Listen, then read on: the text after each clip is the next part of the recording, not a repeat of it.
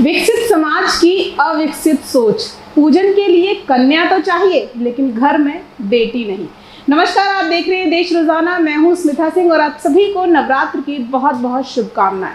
नवरात्र हिंदी त्योहारों के वो दो मुख्य पर्व चैत्र और शारदीय नवरात्र, जिनमें माता का रूप मानकर कन्या यानी कि 2 से जो 10 साल तक की उम्र की बच्चियां होती हैं उनकी पूजा की जाती है, पूजन किया जाता है, उन्हें भोजन खिलाया जाता है, स्वागत सत्कार किया जाता है, चरण स्पर्श करके टीका लगाना, रोली मोली लगाना, बांधना, भोग खिलाकर दक्षिणा देना, ये करीब करीब हर सनातन धर्मी नवरात्रों के दौरान करता है। आज नवमी तिथि है, शारदीय नवरात्र का 9वां दिन, वही दिन जब माता ने अपने रौद्र रूप में राक्षस महिषासुर का उद्धार किया था, उनका वध किया था और माँ के इस रूप को महिषासुर मर्दिनी के नाम से जाना गया। उस युग में माता ने खुद राक्षसों के संहार का बीड़ा उठाया और धरती को पाप मुक्त करने के लिए, सुरों की रक्षा के लिए कितनी ही बार रौद्र रूप धारण किया। आज कलयुग है जब धरती पर पाप अपने चरम पर है। ईश्वर मानो उस प्रलय पल की प्रतीक्षा में है जो मानव रूपी राक्षस के घोर पापों से दबी पस्त हुई धरा का उद्धार कर सके। अब आप कहेंगे ये सब कुछ आज हम क्यों बोल रहे हैं, क्यों आपको बता रहे हैं? तो जो खबर शब्द आप आगे सुनने वाले हैं उन्हें सुनकर शायद कुछ मिनट बाद आपकी अपनी जुबान भी यही शब्द अपने अंदाज में बड़बड़ाए, दोहराए। इसलिए वीडियो को पूरा देखिएगा। पसंद आए तो लाइक और शेयर में संकोच बिल्कुल मत करिएगा। चैनल को सब्सक्राइब करेंगे तो हर दिन ऐसे खास मुद्दों से आप रूबरू होते रहेंगे। आज का मुद्दा है फीमेल फिटिसाइड यानी कि कन्या भ्रूण हत्या। अजीब है ना, नवरात्र में अष्टमी नवमी वो 2 दिन होते हैं जब देश भर के विभिन्न हिस्सों में, विभिन्न राज्यों में बसे लोग सुबह की शुरुआत के साथ ही कन्या खोज में निकल पड़ते हैं। कईयों को नन्ही मुन्नी कन्याएं सजी धजी मिल जाती हैं तो पूजन पूरा हो जाता है और कुछ की तलाश कभी मिनटों तो कभी घंटों तक चलती है। और हो सकता है कि भविष्य में आपकी ये तलाश घंटों की बजाय कुछ ज़्यादा वक्त तक चले, क्योंकि हमारी अपनी करनी ही ऐसी है। हमारी अपनी करनी इसलिए क्योंकि जिस समाज में नई सोच के लोग रह रहे हैं उसी समाज में दबे छिपे आज भी उस मानसिकता के लोगों का बोलबाला है जिन्हें बिटिया बस दूसरों के घर में सुहाती है, अपने घर में तो वो बोझ ही लगती है। इसी सोच का नतीजा है कि भारत के कुछ राज्यों में बेटी फिर से घट रही है।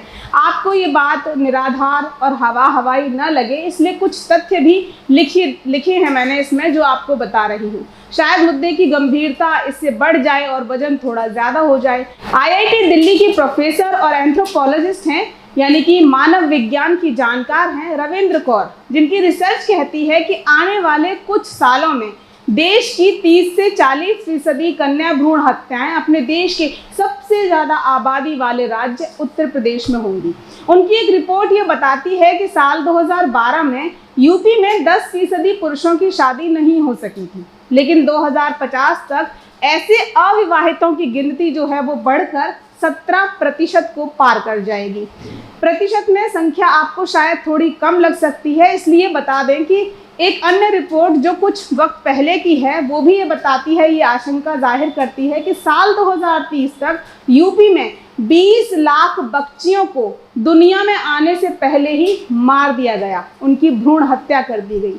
ये चिंता के साथ साथ चिंतन का भी विषय है कि देश का सबसे ज़्यादा आबादी वाला राज्य, जहाँ सबसे ज़्यादा बच्चों का जन्म भी होता है, लेकिन उनमें बेटियों का अनुपात संकट के संकेत देता है। जैसे हेल्थ मैनेजमेंट इंफॉर्मेशन सिस्टम के मुताबिक साल 2019-20 में देश भर में 2,12,00,000 बच्चे पैदा हुए। उनमें उत्तर प्रदेश में 40,71,000 बच्चों का जन्म हुआ, लेकिन लड़का लड़की अनुपात क्या था? 1,000 लड़कों पर उत्तर प्रदेश में 927 लड़कियां थीं।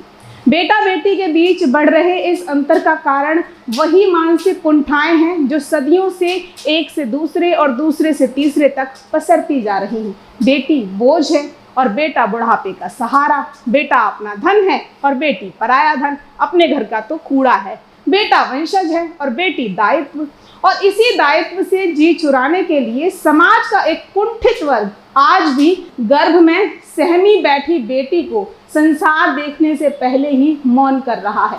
गर्भ में बेटी को पाल रही माँ के लिए भी यही कुंठित सोच उसके कत्ल का कारण बनती है। परिवार को उससे बेटी की लालसा रहती है। बेटियां आने से पहले ही माँ के दिमाग में बेटी शब्द को लेकर दहेज नाम का बोझ पैदा कर दिया जाता है। मन मस्तिष्क में मानो सदा के लिए ये बसा दिया जाता है कि बेटा बेटी का एक विकराल अंतर है जिसे माँ को समझना चाहिए। माँ को कुंठित सोच सिखा दी जाती है कि कितनी ही माएँ भ्रूण हत्या के लिए खुद ही तैयार हो जाती हैं, सहमत हो जाती हैं, ये सोचकर कि बिटिया तो बोझ होती है। और इसीलिए बेटी आज भी जन्म लेने से पहले ही मारी जा रही हैं।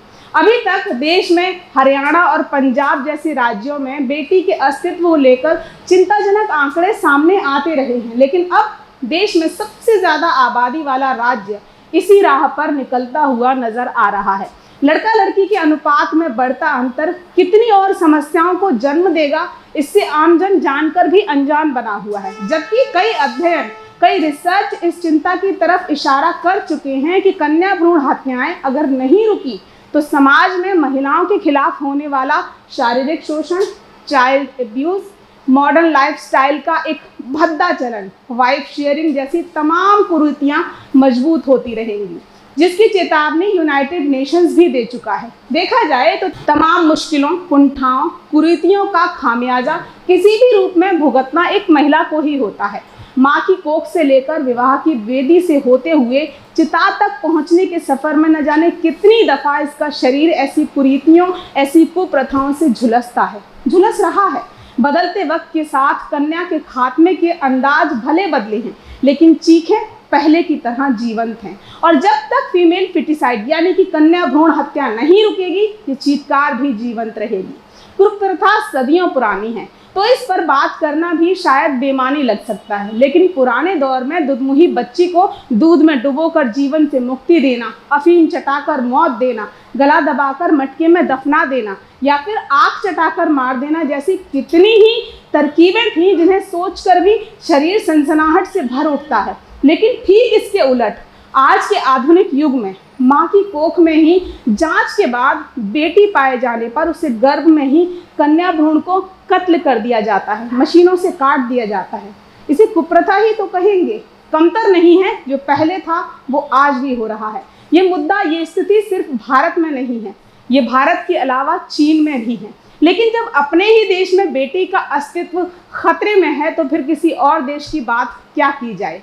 एक तरफ हम नवरात्रों के समापन पर कन्या पूजन करते हैं। सदियों पुरानी इस रीत, इस आस्था की पूर्ति के लिए, कन्या खोज के लिए, श्रद्धा भाव से पूजन के लिए निकल पड़ते हैं। लेकिन जब अपने ही घर की किसी सदस्य के गर्भ में एक बच्ची पलती है, एक कन्या पलती है, तो बड़ी बड़ी डिग्रियां हासिल करने वाले, परदेशों में बड़े बड़े पदों पर काबिज होने वालों की सोच इतनी छोटी हो जाती है कि सांसों की शुरुआत करने वाली नन्ही सी जान को गर्भ में ही कत्ल कराने की चाहत से वो हिचकते नहीं हैं, उन्हें अजीब नहीं लगता। अजीब सोच है ना, एक ही व्यक्ति की दोहरी सोच, दोहरी मानसिकताएं कहीं मेल नहीं खाती। बहू चाहिए लेकिन बेटी नहीं।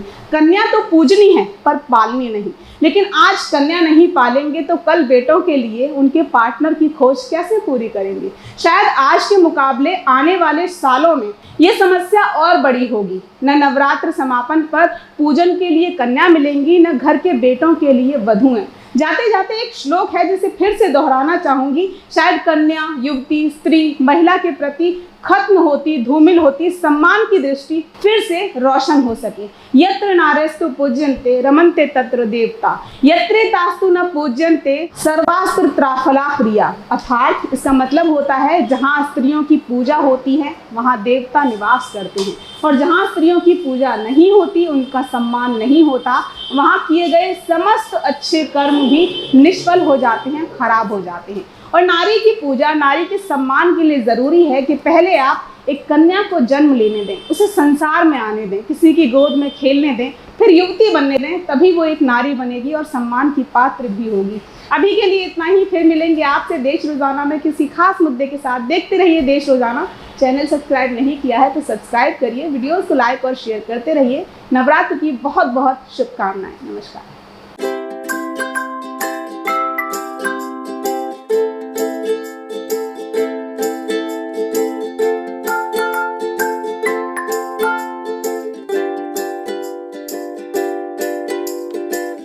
हमारे साथ जुड़े रहने के लिए देखते रहिए देश रोजाना का YouTube चैनल। सब्सक्राइब कीजिए, साथ ही देश रोजाना की खबरें सबसे पहले देखने के लिए प्रेस कीजिए बेल आइकन।